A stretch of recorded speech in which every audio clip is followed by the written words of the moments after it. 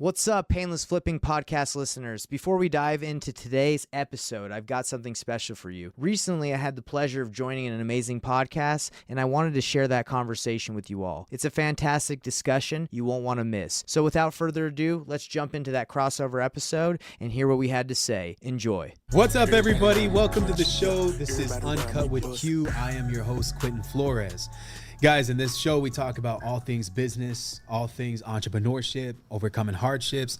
And you know what, man? Like every single episode is something special. You know what I'm saying? I always feel like every time we do this, it's always like just random value that gets delivered. And from all directions, whether it's mindset, making money, traveling, spirituality, finances, whatever. We have people that fly across the U.S. just to get here and be on our podcast. My guy Nathan being one of them. Right. But dude, so if this is your first time watching, we have 4 different types of shows. These are our main shows, all right? We have Real Talk, where I get on here and I speak some stuff from my mind, and I let you guys know a little bit about things as far as my opinion on shit. The second one is, I bring an amazing friend on that does crazy shit, and he's going to come over here and tell you guys about how he fucked life up and made shit happen regardless of his circumstances. The third one is where my friend Trey and we look up things that are trending on the internet and we talk shit about them, or we just give our opinions on them, which is it's honestly my favorite show, which I'm pretty excited. Me and Trey got to do this tomorrow where we do another one because the new Pokemon game's coming out and I want to talk about it.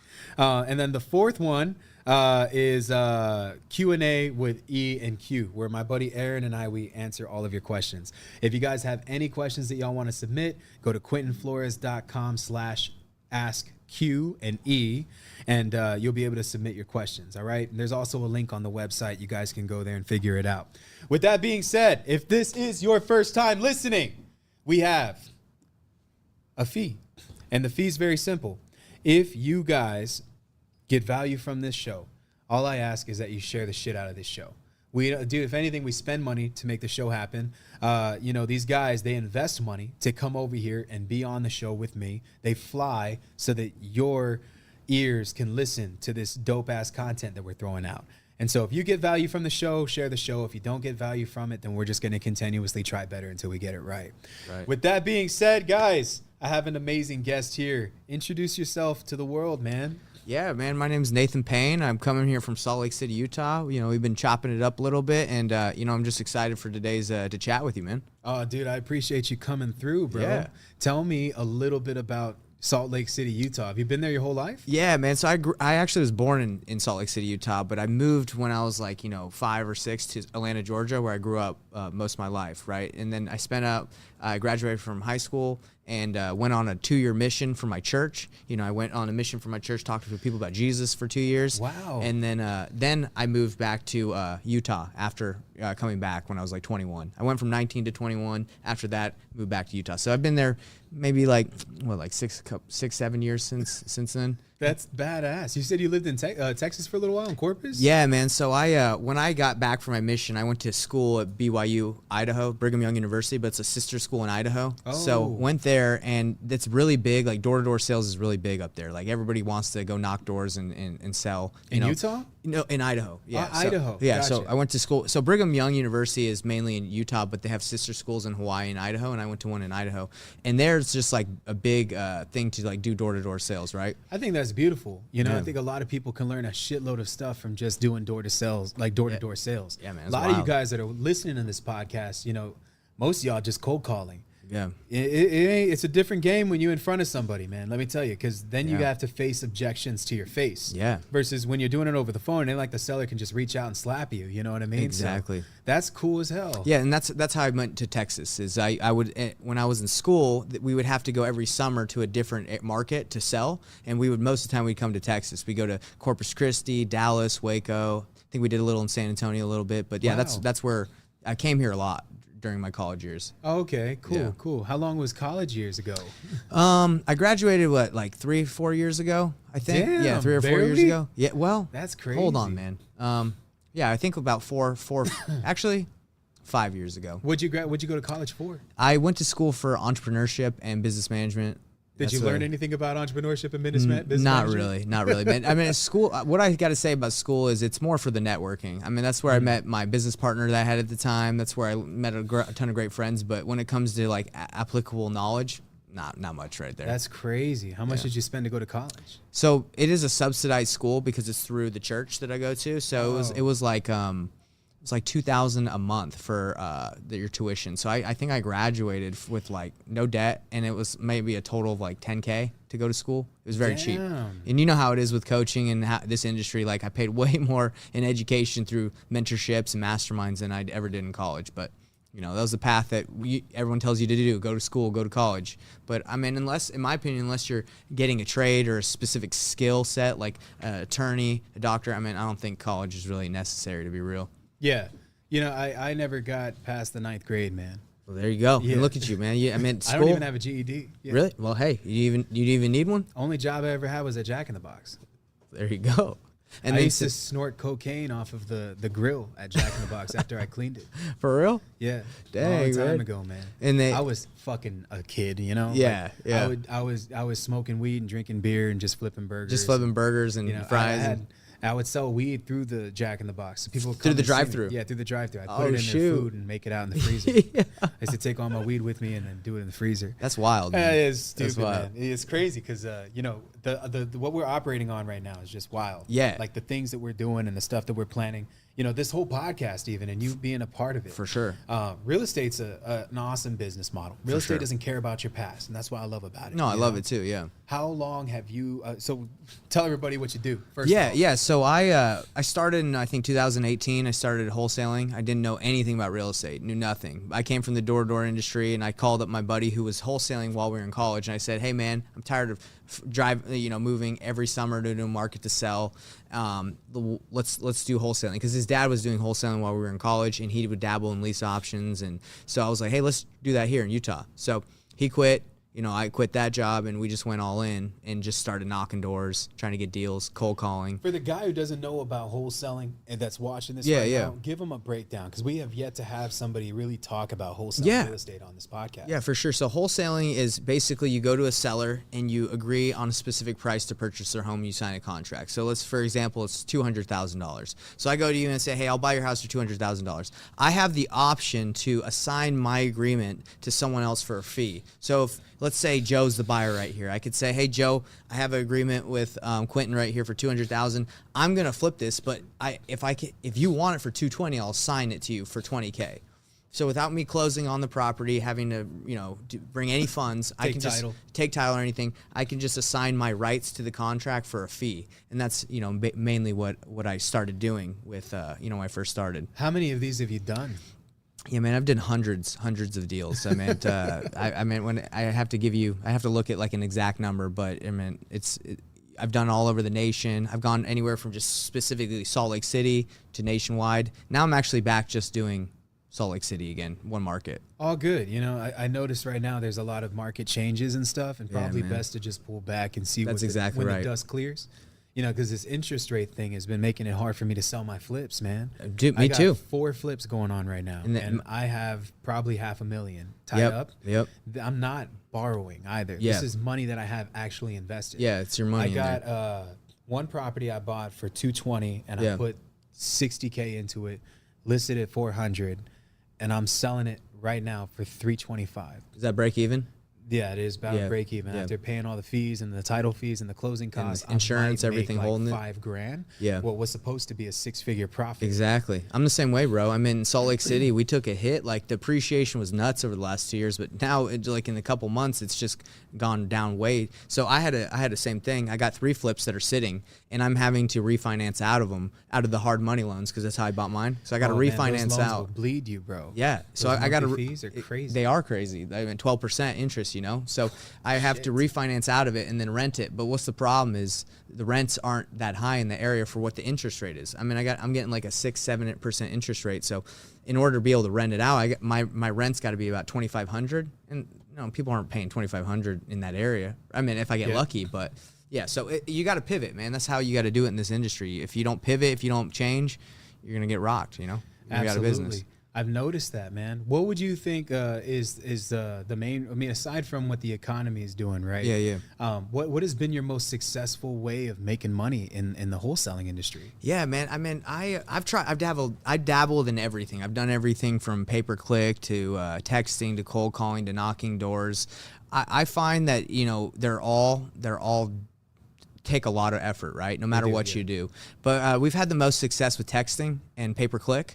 And what I've had to do, because my business, like everybody else's, you see the ups and downs. Sometimes you're waiting for a deal to close and it takes another month because of title.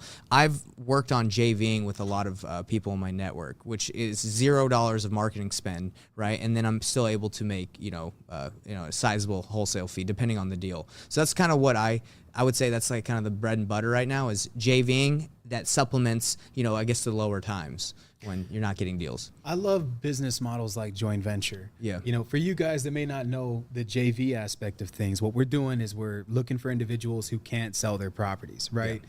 Or they're struggling with dispo, which is when you're taking a contract that you have on a property and you're selling it. So a lot of people, they can't find the investor, like Joe, like the guy that you were talking about, the quote unquote investor that would approach you to buy the deal. Yeah. Sometimes that dude's a lot harder to find than usual. Wow. And so when you plug your resources into somebody else's problem, you're essentially filling the gap. Exactly. They already dug for the gold. You're just giving them the shovel now. Exactly. You know what I mean? Yeah. And so, man, you can make a lot of money joint venturing with people and helping them sell deals. Right. Having a whole disposition company on our side too has been super beneficial because it just adds to the bottom line. Yeah, exactly. And the great thing about JVing is like the marketing spend is zero, right? So you just got to leverage your relationships. So it is like that too. Yep. Instead of prospecting for sellers who want to potentially get rid of their properties, you're marketing to wholesalers, and you connect to one guy who's just on a marketing train to he's already finding 5 or 10 houses, and you're just plugging in to the efforts that he's already put in place. Exactly. I mean, if you're the go-to guy, if you're the magnet, the glue in your market, and people go to you because they know you got the relationships, that's the kind of the model I'm teaching right now. Because with the market happening, the shift happening, I believe that the power is in the buyer right now. I mean, there's going to be a ton of motivated sellers. They're all hitting the MLS right now. I'm a motivated seller. Buy my house, right? But the power is who's buying. Who are the buyers? Who's still not afraid or to close on properties and has cash? If you know who those people are, you're the man right now. What do you do? So like 4 years, bro, is in my opinion a very, very, like, you're telling me you've done hundreds of deals. I was in the business for that long and barely did one. Really? Yeah. At the beginning, it was terrible. You know what I'm saying? So I would have to ask you, how did you make this happen so fast? That's the main thing I want to ask you. So I had a business partner, which it helps a ton, right? If you're by yourself, we multiplied our efforts by 2. So when we first started, we worked, we were cold calling together, we were knocking together, we were doing it all together, and then we hired a team out. And it wasn't all gold, right? It's never like that when it first starts. But I would just say we leverage people. That's like something that I've learned to do, but I haven't done the best at, just to be straightforward, because hiring is tough. It is tough. So I don't want to paint a picture where it's like I'm the freaking man, because it's not like, it's up and down since I started. Yeah.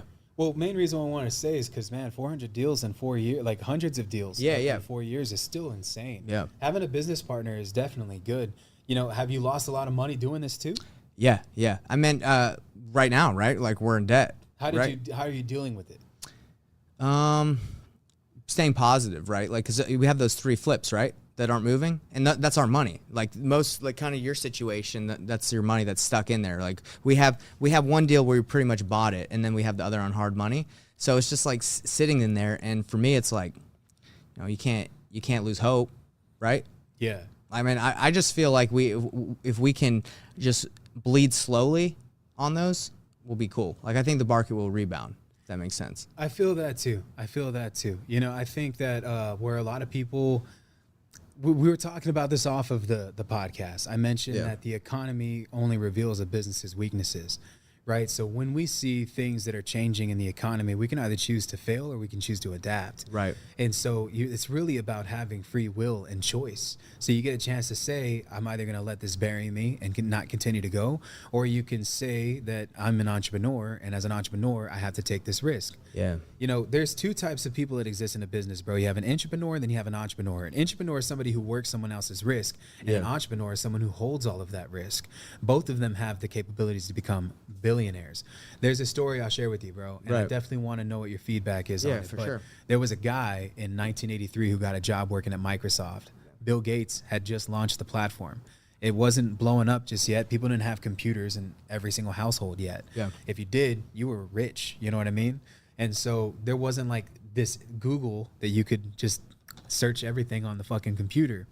Steve Ballmer and Bill Gates built Microsoft all the way up until the year 2000. In the year 2000, Bill Gates stepped down as CEO. Steve Ballmer continued to rock it with the company. Ballmer.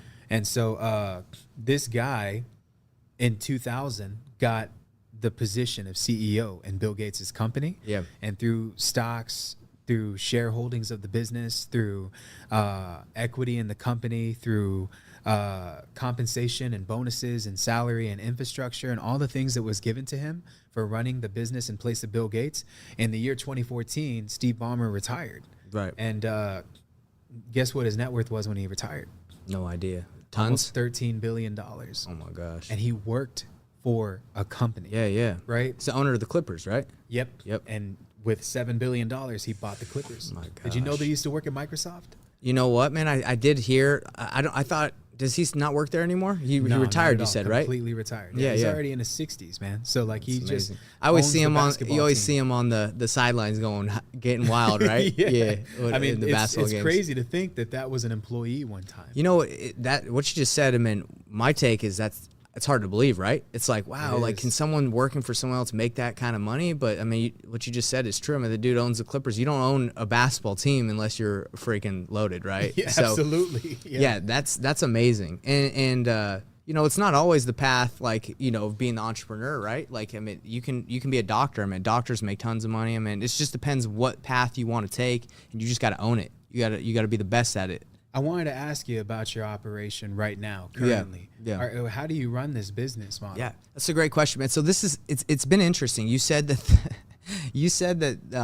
the shift exposes the issues in a business, correct? It does, yeah, correct. And I'll agree with you 100%, man. My business at the beginning of the year was thriving. We were doing deals, we were crushing it, and we had outsourced all our our acquisitions of virtual assistants in Colombia. Right? They were doing deals, right? They speak Spanish too? They speak Spanish, and English. Nice. But what had happened in Utah, like most of the deals that we were doing when the market shifted, our guys weren't the greatest at negotiating, our virtual assistants, right? And they just like that went from doing a lot of deals to like not doing that many, right? Mm-hmm. And the marketing was piling up and all that stuff. And that's kind of when I told you I joined the family, because I obviously teach people how to get their first deal, and that's kind of the community course. I have. And I met Tom Kroll, and Tom's like, "Hey man, you don't need a business partner right now." That's basically what he said. He's like, "You can do this all by yourself." So I talked to my business partner. Our company was kind of going through that like turmoil because of the shift, and I just said, "Hey man, like, I can do this myself and you can do this yourself. Like we don't need to split everything 50-50, right?" So what I did is I went real lean with it. It's me right now and it's 3 virtual assistants. And what we do is we just snipe deals off the MLS from other wholesalers, and we give them to buyers I have great relationships with in my market, and I just throw my fee on there. And that's kind of how I do business right now. It's just me, and the overhead's super low, right? It's just some VAs. So everything's all profit instead of that business model we had where it was, you know, leads managers, acquisitions managers, dispositions managers. Burning through the entire account. Burn through the entire account. So what I do right now is I teach people how to, I call it painless wholesaling because my last name is Nathan Payne. So I call it painless wholesaling, but it's reverse wholesaling.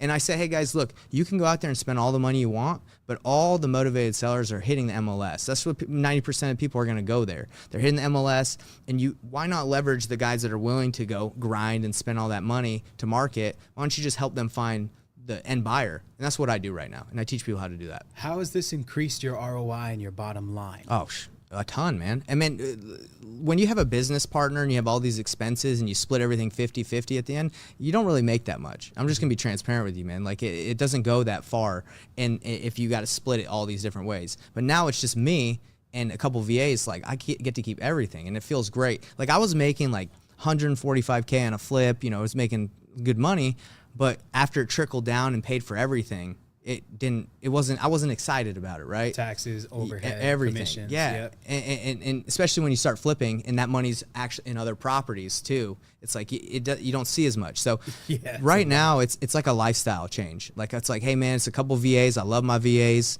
They're what are they, analyzing deals for me that come across the MLS or from other wholesalers deals. They say, hey Nate, this is a good one. Call on it. Right, so it's super easy, and then I'm able to run my other business that I've been telling you about, the community I have. So you have no Americans working for you right now? No Americans. It's just me and 3 VAs from the Philippines, and they do multiple tasks. They do like the social media posting. They do analyzing the deals. They run my Facebook group. So it's just them, and they're doing both, right? They do both of the real estate. So really right now, real estate's like kind of a part-time gig. If a deal comes through, then I'll move it. This is something that I've noticed in the space. Yeah. Virtual assistants from another country are a threat to the American employee, specifically the stay-at-home one. Oh, dude. Think about this for a second. You have one person who's just replying, doing CSR, right? They're doing customer service, and they're replying to emails and text messages and online inquiries. Exactly. They're paying an American to do this, $23 an hour.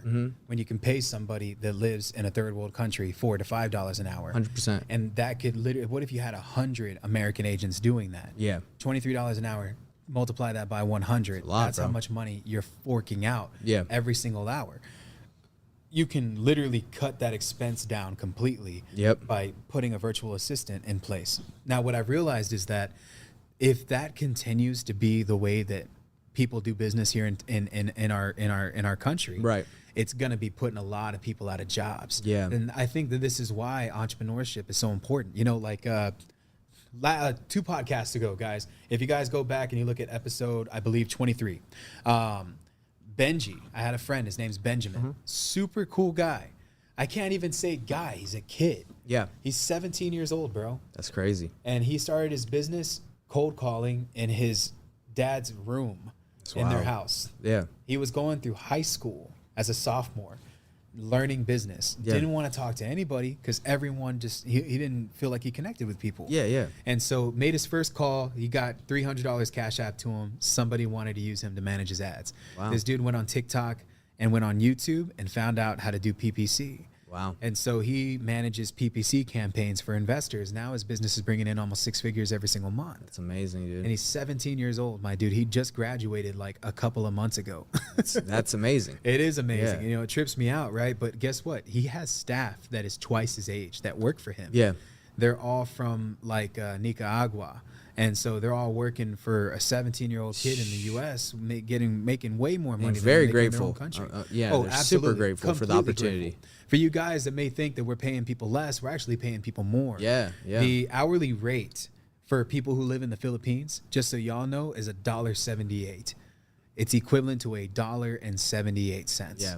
So when I offer a virtual assistant $4 to $7 an hour to work for my organization, bro, like that is just next level. Like to them, they're getting paid what a government employee goes 10 years to school to get paid. For sure, man. Yeah. And so we as Americans get to capitalize on this. And if you guys go back to episode 21 that I did with Aaron Bevins, we did a Q&A episode. We were talking about capitalism. Wholesaling real estate is capitalism because it's an equal play field. Anybody can come in and make noise. Yes. Just like 4 years ago, you didn't know anything about the industry. Now you're 4 years later you're disrupting it now. You're creating a platform. You're teaching and coaching. You're also making a crap ton of money doing it where everyone else is preaching you need a cold call room filled with like 10, 15 reps. They all need to be on salary and payroll. You need a CEO, CFO, XYZ. They all need to be American. You need to be forking out $500,000 a year to run a wholesaling organization. For sure. Do you know how much you're spending every year with your low cost operation right now? In a nutshell. So salaries wise and software, probably like $3,500 a month. Man, that's nothing, bro. Yeah. When I first got into this business, everyone was preaching the model that I'm telling you about. Yeah, for I had sure. gotten an office 3 years ago. The office was about 10,000 square feet. I had put about 20 people, I put asses in seats because that's what my mentors told me to do. I had the wrong coaches, to be honest. Yeah. And then they were telling me to just invest into a bunch of dialers and have everybody cold call and buy high equity absentee. Yeah. And that's Bro, just tons of work. We were making 100K, but I was spending 90K. Exactly. And my overhead was insane. And people may have saw that and they were like, wow, Q's doing big things. They didn't know that I was bleeding that entire time. Yeah. So, I mean, I'm a big fan of the do more with less I agree. operation. I agree. Yeah. And I think that it's super advantageous, man. What do you think was the switch, though? Like, when you were like, you know what, I'm going to go off on my own. What was the switch that happened that made you make that decision, if you don't mind me asking? Yeah, no, it's been kind of a gradual thing for me. You know, what happened was, this is one of the big switches I had is the book right here, right?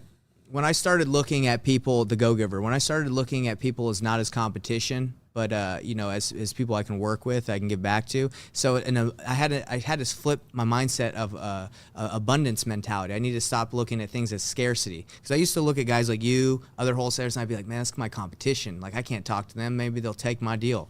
Right, when you're new, like, but I flipped the mentality, and that's what kind of enabled me to understand, like, hey, these people aren't competition. These are people we can do business with. This is people we can do deals with, right? So that was the first thing. And then going on my own was just, it was time, man. Like, it just felt, the reason why I didn't for a long time is just because, like, when you make a commitment in the beginning to just work together, you just feel like, hey, I got to stick this out. But after having that conversation with my business partner, he's super cool with it. Just like, hey, man, we're going to do better, if we just take accountability for ourselves. And ever since we dipped, and it's been like 3 months, like, it's been a game changer for me, because I no longer have to run things by somebody. Even if we agree, it still takes energy to be like, hey, what do you think of this, right? But now it's like, I'm just going to go and do it. Because, like, for example, me coming out to see you, like, what?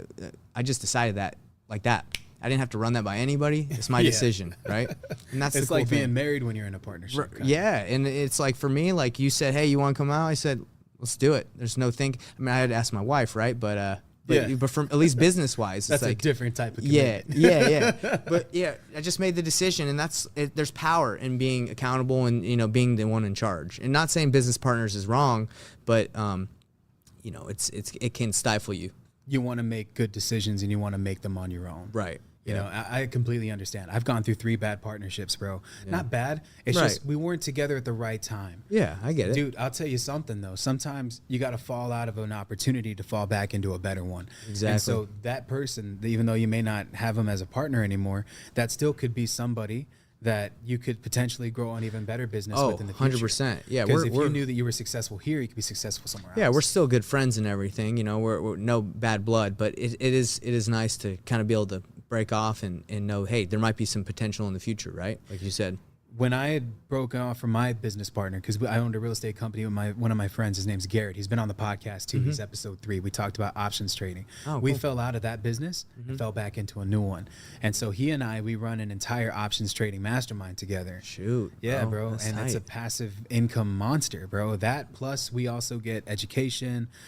We just continuously share resources. We do events that are paid for by the community. That's awesome. It's fun, bro. We just got done doing our first weekend event for the group. Yeah, we had about 30 people show up. It was great. It was here in free. San Antonio? Here in San Antonio. Oh, wow. Yeah. Some people took awesome. 2 planes to get here too, man. Dang. It was just cool seeing the entire community in one place. That is cool. And there's something about that being, having a community and getting people together. It's just fun, man. It is, bro. Man, and it's just liberating fun. too. Yeah. Community is so important. You could do so much more with the community. Exactly. That's one of the reasons why I pivoted into growing like accountability groups, because that helped me out so much with like, this is a group of people that are actually wanting to invest into themselves, wanting to grow. I'm going to help them find deals. I'm going to guide them and show them how to make tens of thousands of dollars. And then they're going to bring it back to me somehow. Yeah. I'm not asking for it. It's not a demand. I just know that it's going to come back to me. Exactly. Because the more that you do for someone else, the more that's done for you. Yeah, man, that's the great thing about the Go-Giver. It's just like the more you give, the more you get. And it's, you're not even looking for anything in return. You just know it's coming. That's just how it is. And it's beautiful. Yep. So, dude, I love that you read that book, bro. What do you think has been the most impactful book that you've read that's benefited your wholesaling business? I mean, we're looking at it. This is one of the best. Never split the difference, because when I started learning how to communicate the right way and not trying to convince people, right, but just trying to figure out the best way to communicate, that really helped me, because I came from the door-to-door sales background where you had to close somebody on the door, right? You had to close them right then. That's not how it works with housing. You don't get to just meet somebody and then be able to get the contract signed that day or that hour. Sometimes they gotta go through some deal killers. You got to go through some issues, or they got to talk to their family because they got to, right? They got to run it by a couple people, and that book just helped me understand the way to negotiate and not just what's the word, just like try and force someone to do something, because that's not the way sales works. You can't really force people to do anything. You got to present options and make them feel like it's their decision.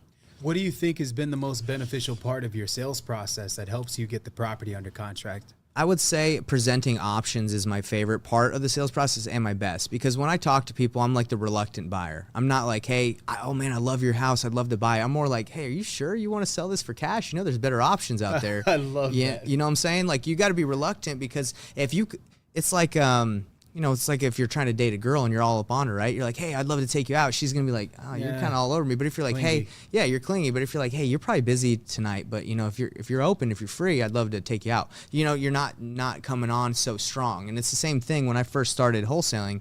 I was just trying to lock people up at a low rate, at a low price, right? Because you got to get it discounted.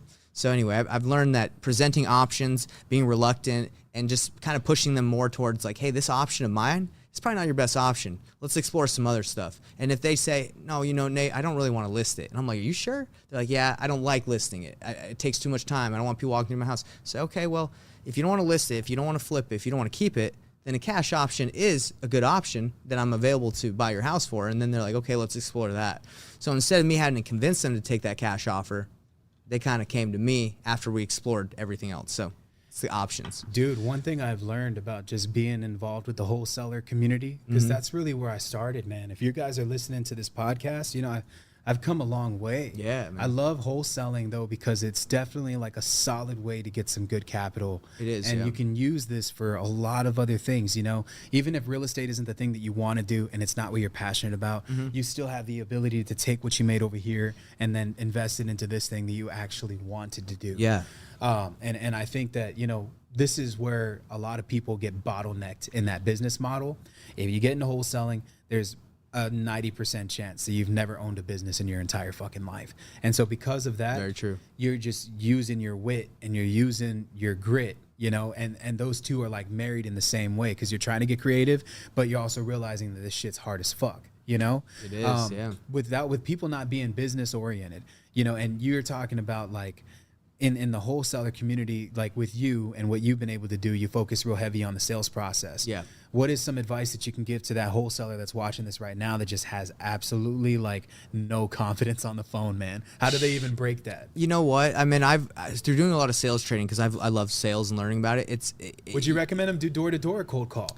Door to door is just money. Like, you can't get shaken after you do door to door and someone just tells you no for 50 doors in a row. It doesn't affect you anymore, right? Like, you're just like, you're cool with it, right? And then at that point, cold calling is easy. Like, because someone yells at you on the phone or doesn't, hangs up, who cares? On to the next one. But I would say door to door helps a ton.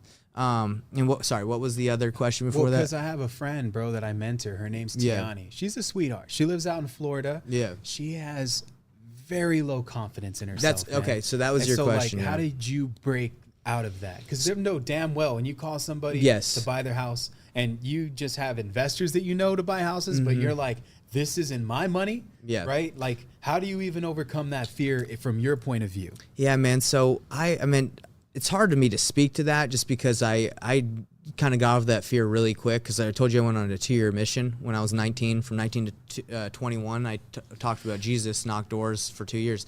I got rid of that fear because of the consistency of action and just hearing no a lot, right? So if someone has, I guess I could relate that if you have that fear, you just got to get over. You got to take action, and you'll get over it. It's like we were talking about working out. Like, you ain't going to develop the muscle of hearing no until you hear it a lot, right? Or you're not going to get stronger. So there's really no way you're going to be able to wake up, watch a motivational video one day and just be like, it doesn't affect me anymore. I can do this. Like, it takes time. It takes practice. And that's the thing I like about sales training. It talks about no one is born maybe some people are better at communicating than others, but no one's born like the best salesman. It takes daily practice. It's a skill set. It's a skill set. Yeah. So no one is better than anyone else just because they were born that way, right? In sales, you've got to practice. You got to acquire a skill. So your girl that you're talking about, she's just got to get out there and try it and keep going, and she will develop that muscle. She's always sending me this, like, she's like, hey, mentor, because I'm her mentor. She's like, look what I did, right? And then she'll send me like a whole journal, and it's filled with all these goals. Yeah, yeah. And she sent this to me before, and then she's only like completed like maybe half. And she's got to take action. Yeah, exactly. And it's the analysis paralysis that I'm trying to help people get through, and your community is doing the same. Like, let's quit thinking about it. Quit, writing down goals. Goals are great, right? But unless you act upon them, what's the point, right? So that's what I would say. A lot of people that I talk to, and I'm assuming you talk to, they want the dream, they want this, but they're not doing what it takes, and that's what I think. How do you attack those goals in your business? Like, let's say the goal is to make $100,000 in 1 month. Right. How do you look at that, and then how do you execute? Yeah, so I'm giant into mindset and planning, and the way I actually created my own planner, like my own I call it the ultimate planner to dominate life. Like, I created a booklet, and what I do is I take goals by 90 days. Okay, so I break every goal I have into 90 days, and then I say, okay, reverse engineer that. If your goal is to do 100, let's just say 10 deals in 90 days, right? Okay. How can you? What are you going to have to do every week in those 90 days? What do you got, 13, 12 weeks, whatever? Okay, so what are the actions in that week? Okay, now you've broken it down from 90 days to every week. Now, what is that daily? So really, you're just reverse engineering the actions you have to take and then tracking that, from 90 to a week to daily. And at the end of your week, I have a weekly planning session with myself where I say, okay, how many calls did I make this week? Dang, I had to do 50 in order to hit that goal this week. I only did 20. I'm not going to hit my goal. So it's really easy to see if you reverse engineer and you track your numbers, you ain't going to hit your goals unless you're taking the actions that are necessary. So a lot of people are like, hey, I want to make $1 million this year. Well, do you know how you're going to make $1 million this year or in a month, like we, in that scenario? That's how I do it. I break it down, reverse engineer it. Kind of like reverse wholesaling. A lot of people, they come up to me at these conferences whenever I'm speaking at events. And if you ever meet me at one, I always give you my time. And I love giving you guys my time. You do, yeah. It's a blessing that I'm even noticed in a space in the first place. Yeah. So whenever these guys come up to me, they always ask me, they say, Q, how do I get to doing 10 deals, right? Right. And I always tell them the same thing, man, exactly what you just said right now. What did it take for you to do one? Yeah. Now break it down and now do it 10 times. Do it 10 times over. Yeah. You take what it took to do one and you duplicate your efforts by 10. Yeah, exactly. Boom. Now you're at 10 deals. 100%. So you can't scale what you've never measured. And I noticed that that's a big thing for people that are starting out in this industry. Like I said, man, wholesalers, they're not necessarily business oriented. No, man. So they really pick up business etiquette along the way. Right. You've actually gotten there pretty fucking fast, man. I'll be honest. Yeah. It's pretty damn cool to see. Well, I had a business before this that was not that good of a business, but I had a little bit of experience. What was it? So in college, I opened up a music venue and a cereal bar. I really liked cereal growing up. I loved eating, Lucky Charms and all that stuff. And my goal in college was, it was always a dream of mine to create a community, a place where people could just go hang out and chill. So I wanted to create a place called like the Chill Zone where people in college could go and hang out. But I was like, no one's just going to go to my place and hang out. There's got to be something to attract them, right? So then I said, okay, let's put up a stage. Let's have music. We'll have live music every weekend, and then we'll have cereal that they can eat and soda. So that, like a soda bar, you know how those places are now. Absolutely. So that's what I did. And so I had that for about a year, and then once I graduated, I sold the place. But so I had that understanding of how to like hire employees and do that. So I didn't go into wholesaling with like no knowledge. And I also had the door to door, which I ran like teams of like 19, 18 sales guys every summer, and they would sell. I'd make a residual or override on their sales. So I had some experience. It's not like a no savy, but it is a completely different model. Exactly it's what crazy. I was going to say. Yeah, it's completely selling different. Cereal and an experience at an event is way different than closing hundreds of deals. Dude, way different. But this just goes to show you, man, if you're working like, let's say you have like a record store, or you freaking like, I don't know, let's say you're selling CBD pens. You know what I'm saying? Yeah. The point is that business is universal, and the languages for each one is specific to the niche. And so, guys, you know, definitely, man, if Nathan can fucking work and build out a cereal bar and then go into making multiple millions of dollars in wholesaling, I don't care if you're working at Jack in the Box. That's the only job I've ever had.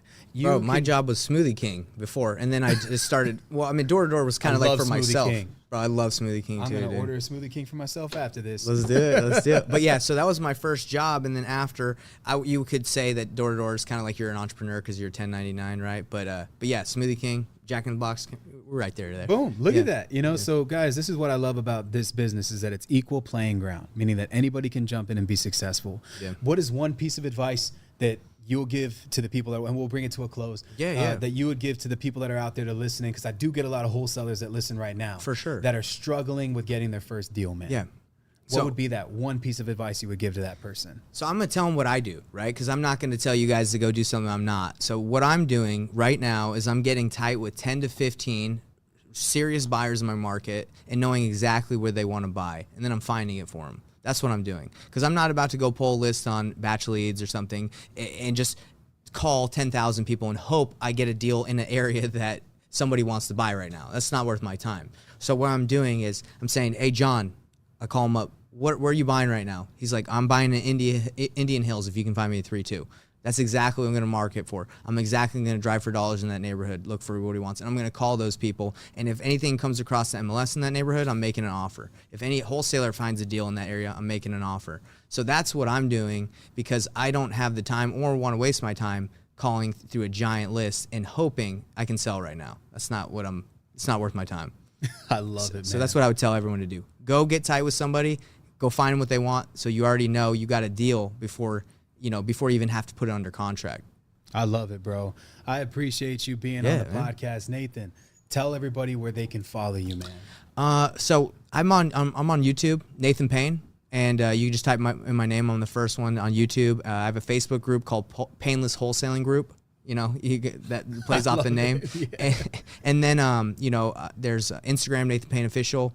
And where's the other one that I was going to say? So we got Facebook. We have Instagram. Oh, yeah, my website, investorthrive.com. That's my company's name, is investorthrive.com. Yeah. I love it, bro. Guys, I'm going to plug all of those links into the description of the video. Nathan, dude, I appreciate you flying down here. Hey, man, I appreciate the time. Me, man. It was an awesome time. I will see you guys on the next one. Peace out, everybody. Love y'all.